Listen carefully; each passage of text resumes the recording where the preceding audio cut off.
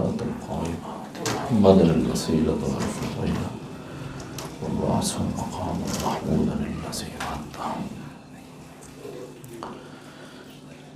إن الحمد لله نحمده ونستعينه ونستغفره ونعوذ بالله من شرور أنفسنا ومن سيئات أعمالنا.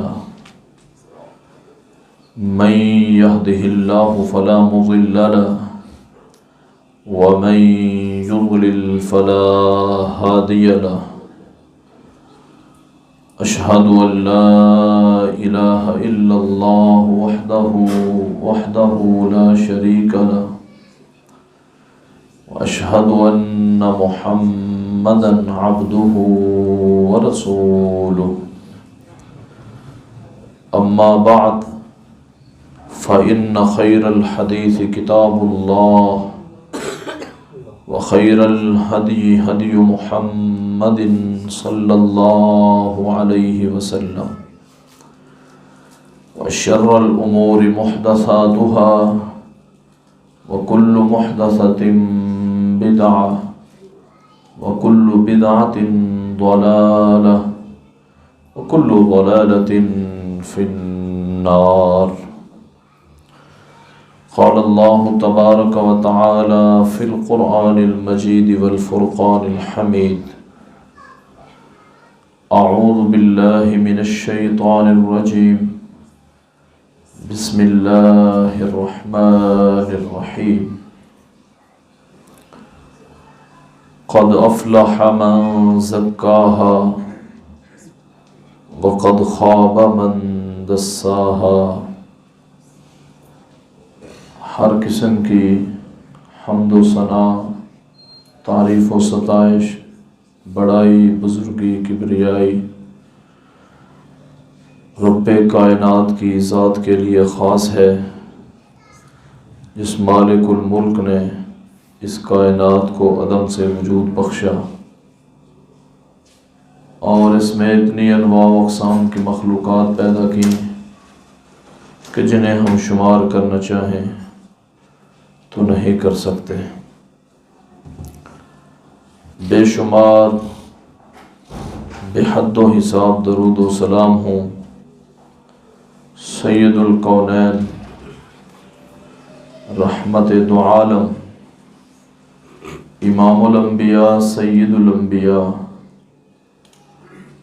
امام الاولین والآخرین، رحمت للعالمین، پیارے پیغمبر جناب محمد رسول اللہ صلی اللہ علیہ وآلہ وسلم کی ذات اقدس پر رب العالمین کی بے شمار رحمت نازل ہوں، آپ کے جسد اطہر پر اور آپ کے روضہ انور پر رحمت نازل ہوں، صحابہ کرام پر، تابعین، تبع تابعین، ائمہ کرام، محدثین عظام اور علماء اسلام پر، جن لوگوں کی محنت اور کوشش کی وجہ سے یہ خالص دین ہم تک پہنچا.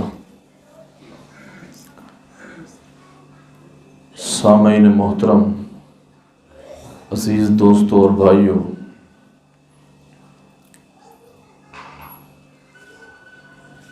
یوں تو اس دنیا میں بے شمار اور مختلف تاریخی کیلنڈر رائج ہیں، لیکن ہمارے ہاں عموماً انگریزی کیلنڈر اور برائے نام اسلامی کیلنڈر رائج ہے.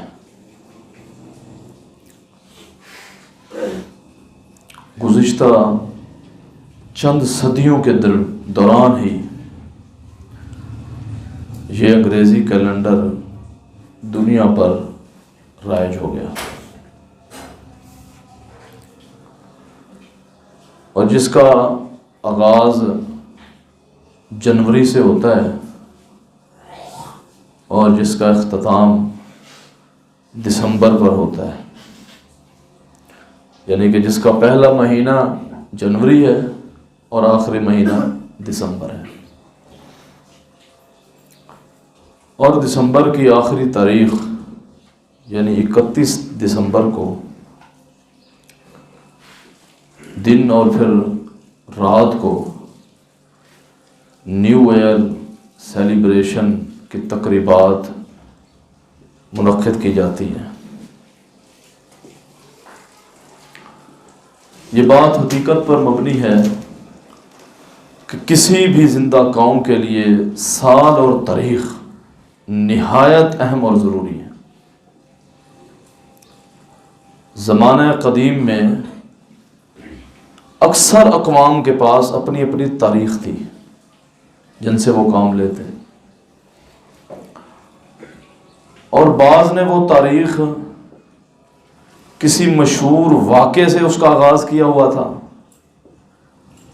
اور بعض کی تاریخ کا جو آغاز ہے وہ بادشاہوں کی بادشاہت کے عروج و زوال سے اس کا آغاز تھا۔ مثلا یہود جو ہیں، یہود، ان کی تاریخ کا آغاز یروشلم سے یعنی بیت المقدس سے، ان کی بے دخلی اور بیت المقدس کی ویرانی سے انہوں نے اپنی تاریخ کا آغاز کیا۔ اسی طرح نصارہ جو ہیں وہ عیسیٰ علیہ السلام کے دنیا سے چلے جانے کو انہوں نے اپنی تاریخ کا وہاں سے آغاز کیا۔ ان کے بقول تو چلے گئے ہیں، ہمارا ایمان ہے کہ وہ قرب قیامت پھر تشریف لائیں گے۔ اسی طرح اہل عرب کو اگر دیکھیں گے تو ان کی تاریخ بھی وہ واقعہ فیل سے چلتی ہے جب ابرہا نے بیت اللہ پر چڑھائی کی تھی، جسے عام الفیل کہا جاتا ہے۔ اور اگر آپ اسلام کو دیکھیں، اسلام میں تاریخ کا آغاز سن ہجری سے ہوا ہے۔ رسول اللہ صلی اللہ علیہ وسلم کی سن ہجری سے اس کی بنیاد بنائی گئی، اور پھر سیدنا امیر المومنین عمر فاروق رضی اللہ تعالیٰ عنہ کے دور میں باقاعدہ اسے کیلنڈر کی صورت دی گئی اور اس کو رائج کیا گیا مسلمانوں کے اندر۔ لیکن وقت گزرتے پتہ نہیں چلا، وقت گزرتا رہا اور مسلمان جہاں پر سب کچھ بھول بیٹھے وہاں پر اپنی تاریخ بھی بھول بیٹھے، اور تاریخ بھی انہوں نے نصارہ کی قبول کر لی، انگریزی تاریخ قبول کی۔ اب چونکہ انگریزی سال کا اختتام ہو رہا ہے، اگرچہ مسلمانوں کے سال کا جو آغاز ہے وہ تو محرم سے ہوتا ہے، تو چونکہ ہمارے ہاں بھی یہ کیلنڈر ہی رائج ہے، ہم جتنے بیٹھے ہیں کم ہی دوستوں کو پتہ ہوگا کہ آج اسلامی تاریخ کیا ہے، کم ہی۔ بچوں کو تو بالکل نہیں پتہ ہوگا، بچوں کو تو، بچوں سے مراد وہ بچے جو کالج تک، یونیورسٹیز تک بھی جاتے ہیں، انہیں اگر آپ پوچھیں گے نا اسلامی مہینے کتنے، شاید وہ آپ کو یہ بھی نہ بتا سکے، ان کے نام بھی نہ بتا سکے۔ انگریزی آپ پوچھ لیں بتائیں گے۔ تو چونکہ ہمارے ہاں یہ کیلنڈر رائج ہے، کالج میں، یونیورسٹیز میں، دفاتر میں، ہر جگہ یہی کیلنڈر رائج ہے،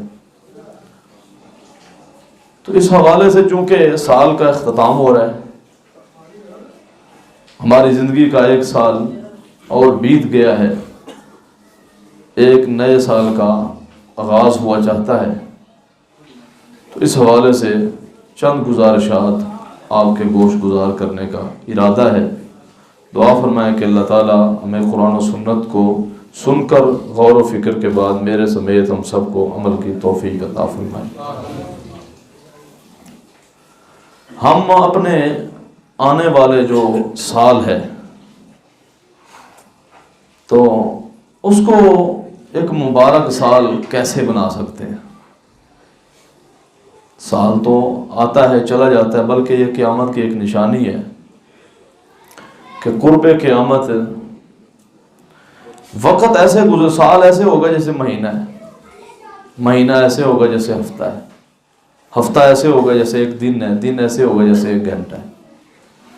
تو ایسا ہی ہے، پتہ بھی نہیں چلتا، سال بیت جاتا ہے، اور میری اور آپ کی زندگی کا ایک سال اور کم ہو گیا، ایک اینٹ اور گر گئی ہے۔ تو اینٹ گر گئی ہے، سال کم ہو گیا، کچھ لوگوں کو خوشی چڑھی ہوئی ہے اور انہوں نے نیو ایئر کی سیلیبریشن کی تقریبات کرنی ہے، جن کا آغاز سب سے پہلے سن 1600 عیسوی میں اسکاٹ لینڈ میں ہوا تھا۔ سال نو کا جشن جو ہے سب سے پہلے اسکاٹ لینڈ میں 1600 عیسوی کو منایا گیا تھا، وہاں کے عیسائیوں نے اس تقریب کا آغاز کیا، اور پھر دیکھتے ہی دیکھتے کچھ سالوں میں تقریباً دنیا میں بالعموم اور دنیا عیسائیت کے جو ممالک ہیں ان میں بالخصوص یہ تقریب منائی جانے لگی، تو مسلمان بھی پھر پیچھے نہ رہے۔ مسلمانوں نے ہر مسئلے میں نقالی کی ہے یہود و نصارہ کی، تو اس مسئلے میں بھی کی ہے، اور کیوں نہ کرتے؟ نبی اکرم صلی اللہ علیہ وسلم اس کی پیشین گوئی کر کے گئے تھے۔ آپ نے فرمایا لَتَتَّبِعُنَّ سُنَنَ مَنْ كَانَ قَبْلَكُمْ شِبْرًا بِشِبْرٍ ذِرَاعًا بِذِرَاعٍ، یقیناً تمہارے اوپر ایک وقت ایسا بھی آئے گا کہ تم اپنے سے ماقبل لوگوں کی پیروی شروع کرو گے، ضرور بضرور پیروی کرو گے۔ جس طرح ایک بلشت دوسری بلشت کے برابر ہے، ایک ہاتھ ذراع دوسرے ہاتھ کے برابر ہے، بالکل ان کے قدم بقدم چلو گے۔ اور اگر انہوں نے کسی جانور، شپکلی کی نسل کا ایک جانور ہے جسے ذب کہتے ہیں عربی میں، اس کی بل میں ہاتھ گھسایا یا خود گھسنے کی کوشش کی، تم بھی وہ کام کرو گے، نہیں دیکھو گے اس میں نقصان کا کتنا اندیشہ موجود ہے۔ صحابہ کرام عرض کرنے لگے قالوا الیہود والنصارى، کیا اللہ کے رسول صلی اللہ علیہ وسلم آپ کی مراد یہود و نصارہ ہے؟ تو آپ نے فرمایا قال ومن، ہاں ان کے علاوہ کون ہو سکتا ہے؟ تم یہود و نصارہ کی نقالی کرو گے، ان کی پیروی کرو گے، اور ویسے کیا کہو گے؟ یہود و نصارہ ہمارے دشمن ہیں، یہود و نصارہ ہمارے دشمن ہیں، ہر چیز ان کی اپناؤ گے، ان کی نقالی کرو گے، اور پھر کہو گے یہود و نصارہ دشمن ہے۔ یقیناً دشمن ہے۔ یا ایھا الذین آمنوا لا تتخذوا اليہود ولا النصارى حتی تتبعوا ملتهم، اے ایمان والو تم یہود و نصارہ کو اپنا دوست نہ بناؤ۔ یا ایھا الذین آمنوا لا تتخذوا اليہود والنصارى، وہ تمہارے دوست نہیں ہے۔ یتولہم منکم فانہ منہم، جس نے ان سے دوستی کی وہ بھی انہی میں سے ہے۔ اور سورۃ البقرہ میں تو رسول اللہ صلی اللہ علیہ وسلم کو اللہ تعالیٰ نے مخاطب ہو کر فرمایا وَلَن تَرْضَىٰ عَنْكَ الْيَهُودُ وَلَا النَّصَارَىٰ حَتَّىٰ تَتَّبِعَ مِلَّتَهُمْ، فرمایا کہ آپ کی امت تو بڑی دور کی بات ہے، یہ یہود و نصارہ آپ سے بھی اس وقت تک راضی اور خوش نہیں ہوں گے یہاں تک کہ آپ ان کی ملت کو قبول نہ کر لیں، جو کہ آپ نے قطعاً نہیں کر لی۔ تو جس طرح پچھلے دنوں کرسمس کا دن گزرا تو آپ کے پاس ویڈیو آ گئی ہوں گی، پاکستان اسلامی جمہوریہ پاکستان کے وفاقی وزیر مذہبی امور مفتی عبدالشکور صاحب نے کیک والی اس نیکی کو سر انجام دیا ہے۔ حالانکہ میں نے بتایا تھا یہ ایسے ہے جس طرح اللہ تعالیٰ کو گالی دینے کے مترادف ہے، یہ ایسی بات ہے جس سے آسمان و زمین پھٹ جائے، اتنی سخت بات ہے۔ مفتی صاحب نے کاٹا ہے کہ ایک ویڈیو اب تک آ گئی ہوگی۔ اب یہ حالت جب ایک وفاقی وزیر مذہبی امور، پہلے کہتے تھے یہاں پر مذہبی امور کی جو وزارت ہے وہ تو جاہلوں کو دی ہوئی ہے جی، جاہلوں کو، ان کو شعور ہی نہیں ہے، اب مفتی صاحب کو ملی ہوئی ہے۔ مفتی صاحب نے کہا کہ میں جب سے وفاقی وزیر بنا ہوں میں نے جتنے فنڈ ایشو کیے ہیں یا تو چرچ کے لیے کیے ہیں یا مندر کے لیے کیے ہیں یا گردوارے کے لیے کیے ہیں، یعنی اقلیتوں کے معبد خانے بنانے کے لیے میں نے سارے فنڈ ایشو کیے ہیں۔ ایک روپیہ بھی ایسا نہیں جو میں نے کسی مسجد یا کسی مدرسے کو فنڈ کے طور پر سرکاری خزانے سے دیا ہو۔ اور پھر ملک کو خراب کنہوں نے کیا ہوا ہے جی؟ مدارس اور مساجد نے۔ جب بھی تنقید ہوگی مساجد پر بھی اور مدارس پر بھی، جبکہ کبھی حکومت نے چند اداروں جو ان کے اندر ہیں وفاقی یعنی محکمہ اوقاف کے علاوہ، باقی کبھی کسی کو کوئی فنڈ نہیں دیا۔ یہ مساجد اور مدارس جو اسلام کے قلعے ہیں، یہ اللہ تعالیٰ کی رحمت کے بعد یہ مسلمان جو مخلص مسلمان ہیں ان کے تعاون سے یہ جاری و ساری ہیں۔ اربوں روپے کا بجٹ ہے پاکستان میں مدارس کا، وہ مخیر حضرات جو دین سے محبت کرنے والے ان کے تعاون سے یہ سلسلہ چلتا ہے۔ لیکن جب بھی بات آئے گی نا نصاب چینج کرنا ہے تو مدرسوں میں کا نصاب چینج کرو، ہیں جی یہ انتہا پسندی پھیل رہی ہے مدرسوں سے پھیل رہی ہے، ٹارگٹ مدارس ہیں۔ پہلے میں نے کہا کہ جہل قسم کے مذہبی امور کے وزیر تھے نا، اب مفتی صاحب نے بھی یہ کام کیے، تو یہ بہت خطرناک معاملہ ہے۔ آپ نے یوں نہیں فرمایا تھا کہ تم ان کی پیروی کرو گے۔ صحابہ یہ سن کر حیران ہوئے تھے کہ ہم نے تو جنگیں لڑی ہیں، ہم نے تو جنگیں لڑی ہیں ان کے مقابلے میں، ہم کیسے دوستی کریں گے؟ انہیں کیا پتا تھا کہ ایک وقت آئے گا مسلمان یہ کام کریں گے، جبکہ رسول اللہ صلی اللہ علیہ وسلم وحی کے ذریعے یہ بتا کر گئے، پھر کیا، پیچھے وہ کام کیا۔ اب یہ نیو ایئر سال نو کا جشن بھی منائیں گے اور اس میں اسلامی تہذیب اور اسلامی اقدار کے چیتھڑے اڑا کے رکھ دیں گے۔ اور ہیں کون جی؟ کلمہ پڑھنے والے، لا الہ الا اللہ محمد رسول اللہ، مسلمان ہیں، محب رسول ہیں، عاشق رسول ہیں، ان سے بڑا محب کوئی نہیں، ان سے بڑا عاشق کوئی نہیں، ان سے بڑا ایمان اور اسلام کے ساتھ مخلص کوئی نہیں۔ یہ حالت ہے۔ تو نئے سال کو برکت کیسے بنایا جا سکتا ہے؟ اسے مبارک سال کیسے بنایا جا سکتا ہے؟ تو لازمی بات ہے اس کے لیے کچھ چیزیں جو میں نے پچھلے سال بھی ذکر کی تھی، بڑی اہم چیزیں تھیں۔ سب سے پہلا ہے جی تزکیہ نفس، اپنا نفس کا تزکیہ ہونا چاہیے۔ تزکیہ نفس کیا ہے؟ اس کے دو پہلو ہیں۔ ایک پہلو ہے کہ اپنے آپ کو گناہوں سے دور کیا جائے، گناہوں سے پاک کیا جائے۔ دوسرا پہلو ہے کہ جب گناہوں سے دور ہے، گناہوں سے پاک ہے، پھر نیک اعمال کو پروان چڑھایا جائے۔ یہ ہے تزکیہ نفس، اور نفس سے مراد انسانی جان، انسانی ذات ہے۔ تو گویا کہ تزکیہ نفس کا یہ مفہوم ہوا کہ انسان کا، انسانی جان کا اپنے آپ کو گناہوں سے بچانا اور نیک اعمال کو پروان چڑھانا، یہ ہے تزکیہ نفس، جو سب سے اہم چیز ہے۔ بظاہر یہ معمولی سی بات ہے تزکیہ نفس۔ ہم نے قرآن حکیم پڑھا ہوگا، اللہ تبارک و تعالیٰ نے کئی انبیاء کا جب ذکر کیا تو ساتھ یہ بات ارشاد فرمائی، ہم نے انہیں بھیجا کیوں ہے؟ تاکہ وہ تزکیہ کریں۔ تزکیہ نفس کرنا بہت مشکل کام ہے، کیونکہ اس کا تعلق انسانی اپنے انسان کے ساتھ ہوتا ہے، تو انسان کو اپنی اصلاح جو ہے نا وہ کرنا بہت مشکل ہوتی ہے۔ دوسروں کی اصلاح کرنا بہت آسان ہے، گفتگو کرنا، واعظ و نصیحت کرنا یہ آسان کام ہے۔ اصل کام ہے اپنی ذات کی اصلاح۔ میں اپنے آپ کو گناہوں سے کس حد تک بچاتا ہوں، اور میں نے اپنے نفس کا کس قدر تزکیہ کر رکھا ہے، نیکیوں کو کرنے کا جذبہ کتنا ہے میرے اندر۔ تو یہ وہ عمل ہے، بظاہر ایک معمولی عمل ہے، یہ وہ عمل ہے جس پر جنت اور جہنم کا فیصلہ ہے۔ قرآن حکیم پڑھیں سورہ طٰہٰ میں اللہ تعالیٰ فرماتے ہیں جنات تجری من تحتها الانہار خالدین فیہا وذالک جزاء من تزکیٰ۔ فرمایا یہ جو جنات اور نعمتیں اور باغات ہیں جن کے نیچے سے نہریں بہتی ہیں، یہ کن کے لیے ہیں؟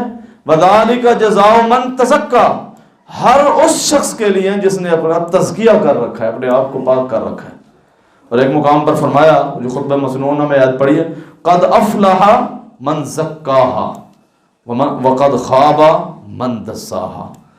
وہ تو کامیاب ہو گیا جس نے اپنے آپ کو پاک کر لیا، تزکیہ نفس کیا جس نے، اور وہ ناکام ٹھہرا جو اس فعل کو سر انجام نہ دے سکا۔ تو گویا کہ جنت اور جہنم کا فیصلہ ہے اس بات پر۔ تو نئے سال کا پیغام یہ ہے کہ اگر گزشتہ سال گناہوں میں ڈوب کر گزارا ہے تو نئے سال کے آغاز پر اپنی اصلاح کی ضرورت ہے، تزکیہ نفس کی ضرورت ہے۔ اور اگر ایسا نہ ہوا، قیامت والے دن کئی لوگ اللہ تعالیٰ کے حضور پیش ہوں گے، نیکیاں بھی لائے ہیں، گناہ بھی ہیں، چونکہ انسان ہے، تو نیکیاں زیادہ ہیں تو گناہوں کو اللہ تعالیٰ پاک کر دیں گے اور نیکیوں کی بنیاد پر اپنی رحمت سے اس کو جنت کا داخلہ دیں۔ بعض لوگ گناہ ہی سمیٹ کر لائیں گے، صرف گناہ ہے ان کے پاس، تو ایسے لوگوں کے بارے میں انہوں نے تزکیہ نہیں کیا تھا۔ فرمایا ان الذین یشترون بعہد اللہ وایمانہم ثمنا قلیلا اولئک لا خلاق لهم فی الآخرۃ ولا یکلمہم اللہ یوم القیامۃ ولا یزکیہم ولہم عذاب علیم۔ وہ لوگ جنہوں نے اللہ کا وعدہ بیچ ڈالا، اپنی قسمیں بیچ ڈالی، نے اللہ کا وعدہ بیچ ڈالا، اپنی قسمیں بیچ ڈالی، ایسے لوگوں سے رب تعالیٰ قیامت والے دن کلام نہیں فرمائے گا، ان کا آخرت میں کوئی حصہ نہیں ہے۔ ولا ینظر الیہم، انہیں نظر رحمت سے نہیں دیکھا جائے گا۔ اور لاسٹ اور آخری بات کیا ہے؟ ولا یزکیہم، اس طرح پہلوں کو جو گناہ اور نیکی لائے، نیکیوں کا پلڑا بھاری تھا، گناہوں کو صاف کیا، پاک کیا، رب تعالیٰ نے تزکیہ کیا، جنت دے دی، فرمایا ان کے ساتھ یہ معاملہ نہیں ہے، ان کو گناہوں سے پاک نہیں کیا جائے گا۔ تو تزکیہ نفس جو ہے یہ سب سے پہلے، اور یہ انتہائی مشکل کام ہے، جس شخص نے یہ کر لیا وہ سرخرو ہو گیا ہے، وہ کامیاب ہو گیا۔ دوسرے لفظوں میں اس کا معنی کیا ہے کہ گناہوں سے نفرت، نیک اعمال سے محبت، گناہوں سے دوری، نیک اعمال سے قربت۔ اور یہ دل تب یہ کرے گا جب دل پاک پاکیزہ ہوگا، دل میں ایمان ہوگا، نیکی کا جذبہ ہوگا، پھر انسان اپنا تزکیہ کر سکتا ہے۔ تو یہ پہلا ہے اس آنے والے سال کا پیغام۔ اور دوسرا پیغام کیا ہے کہ انسانی جو زندگی ہے نا، یہ دنیا کی زندگی یہ عارضی ہے، مجھے پتہ ہے، آپ کو بھی، اس کا تمام مال و اسباب بھی عارضی ہے، یہ ختم ہونے والی۔ ہر شخص نے ایک مقررہ مدت تک اس دنیا میں رہنا ہے، پھر اس کے بعد اس دنیا سے اپنے اخروی گھر کی طرف کوچ کرنا ہے اس نے۔ تو جب میرا اور آپ کا بحیثیت مسلمان یہ ایمان ہے کہ موت برحق ہے، موت برحق ہے، سب کا یہ ایمان ہے، پھر تعجب اس بات پہ ہے جب میں بھی مانتا ہوں موت برحق ہے، آپ بھی مانتے ہیں موت برحق ہے، پھر غفلت کی زندگی کیسے گزر رہی ہے جبکہ موت برحق ہے؟ تعجب ہوتا ہے نا اس بات پہ۔ میں کہتا ہوں جی موت برحق ہے، آپ بھی کہتے ہیں موت برحق ہے، کب آنی ہے یہ بھی اللہ کو پتہ ہے، کسی وقت بھی آ سکتی ہے۔ تو پھر اس کے باوجود جس بندے کو پتہ ہو کہ کسی وقت میں اس دنیا سے جانے والا ہوں، وہ غفلت میں زندگی گزار کیسے سکتا ہے؟ پھر توجہ کی بات ہے، اگر وہ غفلت میں ہے پھر اسے اس وقت کی قدر نہیں ہے۔ اور یہ جو وقت ہے نا، یہ جو زندگی ہے، جو وقت ہم گزار رہے ہیں، اس کا ایک ایک لمحہ اتنا قیمتی ہے، اتنا انمول ہے، اسے پیسوں سے خریدا ہی نہیں جا سکتا۔ دنیا میں کوئی چیز قیمتی گم ہو جائے نا، انسان پر امید ہوتا ہے کہ کبھی نہ کبھی مل جائے گی، اور مل بھی جاتی ہے بعض دفعہ۔ یہ وقت ایسی چیز ہے جو ایک دفعہ گزر گیا، یہ واپس نہیں آ سکتا، بس گزر گیا۔ وقت کی قدر انتہائی ضروری ہے۔ اور اگر میں اور آپ دیکھیں، اپنے آپ کو دیکھیں، اپنے قریب و جوار میں، قرب و جوار میں دیکھیں، اپنے بچوں میں دیکھیں، جو سب سے زیادہ کوئی چیز ضائع کی جا رہی ہے وہ ہے وقت۔ وقت ضائع ہو رہا ہے، اور افسوس اس بات پہ ہے، وہ کہتے ہیں احساس زیاں ہی جاتا رہا، احساس ہی نہیں ہے وقت ضائع ہو رہا ہے۔ وقت پابند تو نہیں ہے، وہ تو گزر رہا ہے اپنی ایک سپیڈ سے جو اللہ تعالیٰ نے مقرر کی ہے، لیکن ہم اگر وہ ضائع کر رہے ہیں، ضائع ہی ہے نا، جب اللہ کی فرما برداری میں نہ گزر رہا ہو تو ضائع ہی ہو رہا ہے۔ تو فرمایا کہ یہ وقت بڑا قیمتی ہے، اور جس نے اپنا، کیوں قیمتی ہے؟ باقی مذاہب کی بنسبت، باقی قوموں کی بنسبت، سابقہ امتوں کی بنسبت ہمارا وقت بہت تھوڑا ہے، ہماری عمریں بہت قلیل ہیں، 60 سال ایوریج عمر ہے اس وقت، 60-65، وقت بہت تھوڑا ہے۔ تو باقی مذاہب کی بنسبت ہمیں تو وقت کی قدر کا زیادہ احساس ہونا چاہیے تھا، جو کہ نہیں ہے۔ دنیاوی معاملات میں بھی، دینی معاملات میں بھی، دونوں کی بات کر رہا ہوں۔ آپ باقی اقوام کو دیکھیں نا، وہ وقت ضائع نہیں کرتے، وہ کتنا قیمتی بناتے ہیں۔ دنیاوی ریسرچ کی بات کر رہا ہوں، وہ کہاں تک چلے گئے ہیں؟ تو ہم نے سارا وقت دنیا کے اعتبار سے بھی ضائع کیا ہے، دینی اعتبار سے بھی ضائع کر رہے ہیں۔ وہ دنیا ٹھیک ہے، دین میں بہت انہیں گمراہی میں پڑے ہوئے ہیں، دنیا میں تو بہت ترقی کی ہے، وقت ضائع نہیں ہونے دیا انہوں نے اپنا دنیا کے لحاظ سے۔ تو ہمیں تو بہت زیادہ کیوں ہم یہ سمجھتے ہیں یہ جو وقت ہے، یہ جو زندگی دنیا کی زندگی ہے، یہ تو آخرت کی کھیتی ہے، اگر اس میں نیکی حسنات اچھائی کا بیج بوئیں گے تو اچھائی کا بیج کاٹیں گے، پھل کاٹیں گے وہاں پر، اور اگر ایسا نہیں ہے، اس کے برعکس ہے، تو پھر پھل بھی اس طرح ملے گا جس طرح کا بیج ڈالا گیا ہے۔ فرمایا کلو وشربوا ہنیئا بما اسلفتم فی الایام الخالیہ، لوگوں کھاؤ پیو اطمینان کے ساتھ اس وقت کی بسبب جو تم نے دنیا میں بہترین گزارا تھا، یعنی نیکیوں میں گزارا تھا۔ اور اگر اس کے برعکس معاملہ ہے، وقت ضائع ہوا ہے، تو اللہ تعالیٰ فرماتا ہے اولم نعمرکم، کیا ہم نے تم عمر نہیں دی تھی؟ اتنی عمر تو دی تھی نا جس میں کوئی نصیحت پکڑنے والا نصیحت پکڑ سکتا۔ تو محدثین نے کہا جس کو 60 سال عمر ملی ہے نا، اس کا تو عذر ویسے ہی ختم کر دیا اللہ تعالیٰ نے۔ حدیث بھی آتا ہے جس کو 60 سال عمر ملی ہے اس کا عذر ختم ہو گئی، وہ یہ نہیں کہہ سکتا مجھے وقت ہی نہیں ملا جی، وہ تو یہ کہہ نہیں سکتا۔ ویسے 60 سال سے پہلے والا بھی نہیں کہہ سکتا، لیکن 60 سال کی تو حدیث موجود ہے اسی آیت کی تفسیر میں، اولم نعمرکم ما تذکرا، کہ جس کو ہم نے عمر دے دی اتنی کہ جس میں وہ نصیحت پکڑ سکتا، اس نے نصیحت نہیں پکڑی۔ فذوقوا فما للظالمین من نصیر، پھر عذاب چکھو، ظالموں کے لیے تو عذاب تیار کر رکھا ہے۔ تو اگر آپ احادیث کو دیکھیں اسی وقت کی قدر کے اعتبار سے تو بے شمار احادیث ہیں۔ عبداللہ بن عباس رضی اللہ تعالیٰ عنہ فرماتے، بڑی مشہور حدیث ہے، فرماتے نعمتان مغبون فیہما کثیر من الناس الصحۃ والفراغۃ، فرماتے دو نعمتیں ایسی ہیں جو بڑی ہی بیش قیمت ہیں، بڑی قیمتی اور انمول ہیں، لیکن مغبون فیہما کثیر من الناس، اکثریت ان نعمتوں کے حوالے سے غفلت کا شکار ہے۔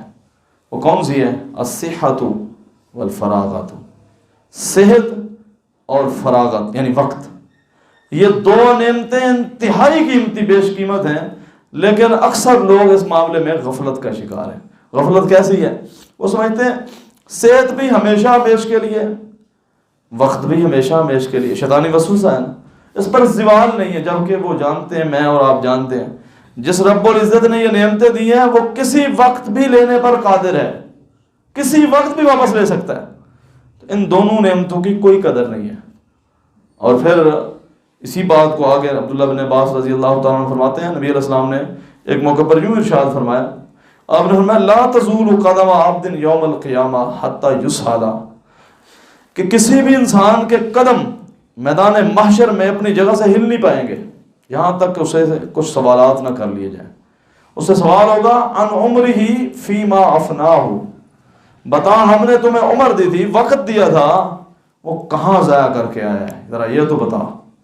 جب تک سوال کا جواب نہیں، قدم ہلنا نہیں ہے وہاں سے۔ وعن علمہ فیما عمل، اور تجھے جو علم دیا تھا بتا اس پر عمل کتنا ہے۔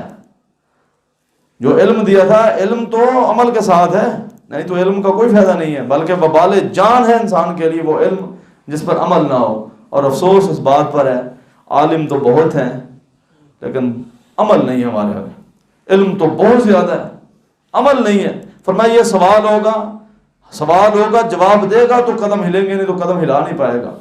وان مالہ من این اکتسبہ وفیما انفقہ، پھر سوال ہوگا دنیا میں مال کہاں سے کمایا ہے، ذرائع کیا تھے دنیا میں کمائی کے۔ دنیا میں تو کہتے ہو بس پیسہ آنا چاہیے، کسی بھی ذریعے سے آئے، کمائی کا ذریعہ کیا تھا، اور پھر تم نے جو کمایا تھا اسے خرچ کیسے کیا تھا۔ پہلے تو کمائی بتانا، حلال کے رزق سے کمائی ہے، تو پھر اگر حلال کمایا ہے تو خرچ کہاں پر کر کے آئے، کہ اللہ کی فرما برداری کے کاموں میں خرچ کیا ہے یا دولت یوں ہی اڑا دیا نافرمانی میں، اس سوال کا جواب دینا پڑے گا۔ وعن جسمہ فیما ابلاہ، اور پھر پوچھا جائے گا تجھے اتنا خوبصورت جسم عطا کیا تھا وہ کہاں ضائع کیا تم نے۔ فرمایا لا تزول قدم عبد یوم القیامہ حتی یسأل، فرمایا اس وقت تک جب تک ان چاروں سوالوں کے جواب نہیں نہ دے گا کوئی شخص، وہاں سے قدم نہیں ہلا پائے گا۔ اور یقین مانے اللہ تعالیٰ کی صرف رحمت کا ہی سہارا اور امید ہے، نہیں تو ان چاروں سوالوں کے جواب شاید ہی کسی بندے کے پاس ہوں، کسی بندے کے پاس نہیں، لیکن وقت ضائع ہو رہا ہے۔ پھر عبداللہ بن عباس رضی اللہ تعالیٰ عنہ فرماتے ہیں ایک شخص نے رسول اللہ صلی اللہ علیہ وسلم سے عرض کی مجھے کوئی نصیحت فرمائے۔ رسول اللہ صلی اللہ علیہ وسلم جو نصیحت اسے فرمائی، وہ کمال کی نصیحت تھی. میں نے کئی دفعہ یہ حدیث سنائی ہے آپ کو. آپ نے فرمایا اغتنم خمسا قبل خمس، 5 باتوں کو 5 باتوں کے آنے سے پہلے غنیمت سمجھ لو. 5 چیزوں کو 5 چیزوں کے آنے سے پہلے غنیمت سمجھ. یہ زندگی کا نچوڑ بیان کیا ہے اس حدیث کے اندر، پوری زندگی کا نچوڑ موجود ہے. اغتنم خمسا قبل خمس، 5 چیزیں ایسی ہیں جن کو 5 چیزوں کے آنے سے پہلے غنیمت سمجھو. شبابک قبل حرمک، اپنی جوانی کو غنیمت جانو بڑھاپے کے آنے سے پہلے. یہ جوانی بڑی قیمتی ہے، بڑی قیمتی. بڑھاپے میں انسان وہ اعمال کرنا چاہے بھی تو نہیں کر سکتا بڑھاپے کی وجہ سے. آپ کے سامنے دوست موجود ہیں جو زمین پر سجدہ ریز نہیں ہو سکتے، بڑھاپے نہیں گھیر رکھا ہے نا. کوئی گھٹنے کی تکلیف میں مبتلا ہے، کوئی کمر کی تکلیف میں مبتلا ہے، کسی کو ڈاکٹر نے زمین پر سجدہ کرنے سے منع کر رکھا ہے. جوانی میں سب کچھ صحیح تھا نا. پوچھا جائے گا نا پھر 5 چیزوں کے آنے سے پہلے. جوانی کو بڑھاپے کے آنے سے پہلے کیونکہ جوانی کے بعد پھر بڑھاپا آنا ہی آنا ہے. تو جوانی کی عمر بڑی قیمتی ہے، اس کو غنیمت سمجھو. وہ غنیمت کب سمجھو گے؟ جب اللہ کی فرما برداری میں گزارو گے. نافرمانی میں تو گزر رہی ہے، پھر تو کوئی غنیمت نہیں سمجھی کسی نے، پھر بڑھاپا آ ہی جانا ہے. اغتنم خمسا قبل خمس شبابک قبل حرمک وصحتک قبل سقمک. اور صحت کو غنیمت سمجھو. یہ نچوڑ ہے انسانی زندگی کا. صحت کو غنیمت سمجھو بیماری کے آنے سے پہلے. بس اسی پر زندگی کھڑی ہوئی ہے، اسی پر زندگی کھڑی. صحت ہے تو زندگی ہے، صحت نہیں ہے تو انسان زندہ پھر میت بن گیا ہے. انسان زندہ ہو کر بھی مردہ ہے. صحت کے ساتھ زندگی ہے، یاد رکھیں. اور اسلام نے اس کو معمولی نعمت نہیں سمجھا، بڑی قدر ہے صحت کی. صحت کی بڑی قدر. حدیث کے الفاظ ہیں، نبی علیہ السلام نے فرمایا طاقتور مومن کمزور مومن سے اللہ کو زیادہ محبوب ہے. طاقتور مومن جسمانی طور پر. کیوں؟ جسمانی طور پر جتنا طاقتور ہوگا اللہ کی فرما برداری میں اس قدر نیکیاں زیادہ کر سکتا ہے، کمزور نہیں اس قدر کر سکتا. ہمارے ہاں عموماً حج کرنے کون لوگ جاتے ہیں؟ بوڑھے. حالانکہ وہ جوانوں کا کام ہے. حج جیسی مشکل ترین عبادت جوانی میں ہونی چاہیے. بابا جی بوڑھے ہوتے ہیں، کہتے ہیں آپ حج کرنے جاؤ. اس سے پہلے بھی اس کے پاس پیسے موجود تھے، اللہ ماشاء اللہ. بعض بیچاروں کے پاس آخری عمر میں اللہ تعالیٰ دیتا ہے. اللہ جب بھی دے دے، اللہ کی نعمت ہے، شکر ادا کرنا چاہیے. لیکن جوانی میں جائے نا. اسی طرح عمرہ بھی ہے. وہ نوجوان اب تھوڑی سی شعور ہے، لوگ عمرہ کرنے جا رہے ہیں، نوجوان بھی جانا شروع ہو گئے. میں تو بڑا بابا جی نے عمرہ کرنے جانا ہے، سیر کرنے نوجوانوں نے جانا ہے، پیسہ ضائع کرنا فضول کاموں میں. تو فرمایا کہ صحت کو بیماری سے آنے سے پہلے غنیمت سمجھو. اس کا عملی نمونہ کا بھی دیکھنا ہونا. اب صحت مند ہے، میں صحت مند ہوں، اللہ تعالیٰ کا لاکھ شکر ہے. اللہ تعالیٰ نے ہم بیماریوں سے محفوظ رکھا ہے. چھوٹی موٹی تو ہر بندے کے ساتھ ہے. کبھی ویسے ہاسپٹل کا نا چکر لگایا کریں. ویسے جا کر نا ایمرجنسی وارڈ میں جائیں، مختلف وارڈ میں صرف چکر لگا کے عبرت کے لیے کبھی دیکھ کر ہیں کہ ہم کتنوں سے کہیں حد تک بہتر ہیں، کہیں حد تک بہتر ہیں، 1000 درجہ بہتر ہیں. جب ان کو انسان دیکھتے کئی سال سے لوگ کومے میں پڑے ہوئے ہیں، کومے میں کئی سال سے بیچارے ہیں. یہ ہڈی مفلوج ہوئی ہے، ریڑھ کی ہڈی، بستر پر ہے. وہ بھی تنگ ہے زندگی سے، اور ان کے جو نگران ہیں گھر والے ہیں وہ بھی تنگ آ چکے ہیں. صحت اس وجہ سے بہت بڑی نعمت ہے. صحت یوں کہتے ہیں نا، صحت 1000 نعمت، 1000 تو کچھ بھی نہیں ہے. صحت ہی ہے زندگی. صحت زندگی کا دوسرا نام ہے. تو فرمایا صحت کو غنیمت سمجھو بیماری کے آنے سے پہلے. اور بعض بندے اپنی صحت کے خود دشمن ہیں، خود دشمن بھی ہوتے صحت کے. آپ کہتے ہیں وہ کیسے؟ ہر وہ چیز استعمال کرنا جو آپ کی اور میری صحت کے لیے نقصان دہ ہے، تو پھر میں اور آپ اپنی صحت کے خود دشمن ہوئے نا. سگریٹ جو ہے یہ صحت کے کس حصے کے لیے بہتر ہے جی؟ نہیں بہتر ہے، نقصان دہ، ہر لحاظ سے نقصان دہ. نہیں پیتے لوگ، پیتے ہیں نا. تو پھر جب اسی وجہ سے کسی کو کینسر ہوتا ہے، کسی کے پھیپھڑے ڈیمیج ہوتے ہیں، کسی کو ہارٹ کی بیماری شروع ہوتی ہے، تو پھر کہتے ہیں وہ یار دیکھیں وہ غریب بندہ تھا بڑا. تو غریب بندے نے خود کیوں نہیں سوچا؟ ہم اپنی صحت کے خود اسی طرح وہ کھانے جو صحت کے لیے مضر ہیں، بظاہر بڑے ہیں، اس میں چسکے ہیں، لیکن صحت کے لیے مضر ہیں، تو ہم کھاتے ہیں جو صحت کے لیے انتہائی نقصان. صحت بہت قیمتی ہے. کھانا تو میں کھا لے گا انسان، صحت کا خیال رکھنا چاہیے. صحت ایک آپ نے فرمایا صحت کو غنیمت سمجھو بیماری کے آنے سے پہلے. اور پھر آپ نے فرمایا غنا کا قبل فقر کا. اگر اللہ تعالیٰ نے کچھ دے رکھا ہے نا، جو کہ سب کچھ دے رکھا ہے الحمدللہ، لاکھ لاکھ شکر ہے، ہزاروں کروڑوں سے بہتر ہے، تو اگر کچھ دے رکھا ہے، جتنا دے رکھا ہے اس کو غنیمت سمجھو، کہیں یہ بھی نہ چھین لیا جائے، فقیری نہ آ جائے، محتاجی نہ آ جائے. محتاج تو نہیں ہے نا، اللہ کا لاکھ لاکھ شکر ہے. جو بندہ خود کما کر 2 وقت کی کھانا کھا رہا ہے، اپنے بچوں کو کھلا رہا ہے، رزق حلال میں سے کھلا رہا ہے، چاہے جیسا بھی کھانا کھا رہا ہے، وہ 1000 درجہ بہتر ہے اس بندے سے جو ہاتھ پھیلائے پھرتا ہے، مانگتا پھرتا ہے. غنا کا قبل فقر کا، اپنے غنی ہونے کو غنیمت سمجھ، فقیری کے آنے سے پہلے وشغل کا قبل، اور اپنے فرمایا وفراغ کا قبل شغل کا. اگر اللہ تعالیٰ نے فارغ وقت دیا ہے، روزگار کا سلسلہ اچھا چلا دیا ہے، وقت فارغ مل جاتا ہے، اس کو پھر غنیمت سمجھ. کہیں ایسی مشغولیت نہ آ جائے تم نماز پڑھنا چاہو بھی تو تمہیں وقت نہ ملے. بعض لوگوں کو کہتے ہیں ہمیں وقت نہیں ملتا، حالانکہ یہ جملہ بہت غلط جملہ ہے. یہ کہنا کہ نماز کے لیے وقت نہیں تھا میرے پاس، بہت غلط جملہ ہے. لیکن بعض لوگ اتنے مصروف نمازوں سے بھی ہاتھ دھو بیٹھتے ہیں، اور جب ٹائم تھا تب اس کی فکر ہی نہیں کی. تو مصروفیت بھی، یعنی جو فراغت ہے، یہ اللہ کی نعمت ہے. جب اتنی مصروفیت ہو جائے کہ انسان عبادت کا بھی ٹائم نہ نکال پائے. اور آخر میں آپ نے پورے زندگی کا نچوڑ نکالا، اور آپ نے فرمایا حیات کا قبل موت کا. اپنی زندگی کے ایک ایک سانس کی قدر کر لو، کہیں موت آ کر تمہیں گھیر نہ لے. موت سے پہلے زندگی کی قدر وہ کیسے ہوگی؟ اللہ کی فرما برداری میں گزار کر. تو وقت بڑا قیمتی ہے. نئے سال میں تزکیہ نفس، وقت کی قدر، یہ 2 چیزیں بہت اہم ہیں. اور تیسرا نمبر ہے زندگی کی قدر. چوتھا ہے صحت کی قدر. ساری چیزیں میرے اندر بیان کر دیں. اور پانچویں چیز یہ ہے، کوئی بھی ادارہ، کوئی بھی کامیاب شخص، کوئی بھی ادارہ، وہ اپنا ٹارگٹ، ہدف، نیا سال جو ہوتا ہے نا، وہ بتاتے ہیں پچھلے سال میں ہم نے یہ کام کیا ہے، اتنی پرافٹ ہوئی ہے، اتنا نقصان ہوا ہے، یہاں پر بہتری کی ضرورت ہے. وہ اپنا پہلے ٹارگٹ سیٹ کرتے ہیں. تو ہم بھی تو ٹارگٹ سیٹ کریں. جو بے نماز ہے وہ ٹارگٹ بنائے 2023 جو ہے وہ نمازی کی حالت میں گزاروں گا.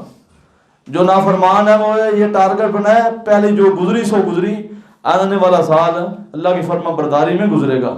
اور جو یہ سمجھتا ہے کہ اس کے اعضاء نے، جسمانی اعضاء، ہاتھوں نے، آنکھوں نے، کانوں نے، زبان نے اللہ کی نافرمانی کی، اندر یہ اعضاء اللہ کی فرما برداری میں کام کریں گے. جو اپنے رشتہ داروں، عزیز و اقربا سے ناراض بیٹھا ہے، والدین کو ناراض کیے بیٹھا ہے، وہ تہیہ کرے اپنے ماں باپ اور والدین اور عزیز و اقربا کو راضی کرے گا. یہ ہدف ہونا، پھر یہ سال مبارک بنے گا. نہیں تو کئی سال پہلے بھی گزرے ہیں، آگے بھی گزر جائیں گے، پتہ نہیں چلے گا، اچانک پھر موت آ کر گھیر لے گی. اور آخری بات یہ ہے، نبی علیہ السلام سے پوچھا گیا، اللہ کے رسول صلی اللہ علیہ وسلم، دنیا میں سب سے بہترین انسان کون ہے؟ آپ نے فرمایا احسنہم خلقا، جس کا اخلاق سب سے اعلیٰ ہے وہ سب سے بہترین ہے. پھر آپ سے پوچھا گیا اللہ کے رسول صلی اللہ علیہ وسلم، دنیا میں سب سے زیادہ عقل مند انسان کون ہے؟ عقل مند انسان کون ہے؟ ہمارے نزدیک عقل مند کون ہے؟ جو زیادہ پیسہ کما سکتا ہے، جس کو زبان بولنا اچھا آتا ہو، جس نے کاروبار یعنی زیرو سے سٹینڈ کیا اور کہاں تک لے گیا، بڑا عقل مند ہے. یقیناً دنیا لحاظ سے عقل مند ہے یہ بندہ، بیوقوف تھوڑی ہے جس نے اپنے آپ کو ترقی دی ہے رزق حلال کمانے میں. اچھی بات ہے. آپ نے فرمایا عقل مند وہ ہے جو موت کو کثرت سے یاد کرتا ہے اور مرنے کے بعد جو آنے والی زندگی ہے اس کے لیے تیاری کرتا ہے. یہی اولئک الاکیاس، یہ سب سے زیادہ عقل مند ہے. اللہ تعالیٰ ہمیں انہی عقل مندوں میں شامل فرمائے. اللہ تعالیٰ قرآن و سنت کو سمجھ کر اس پر عمل پیرا ہونے کی توفیق عطا فرمائے. وما علیہ الا البلاغ.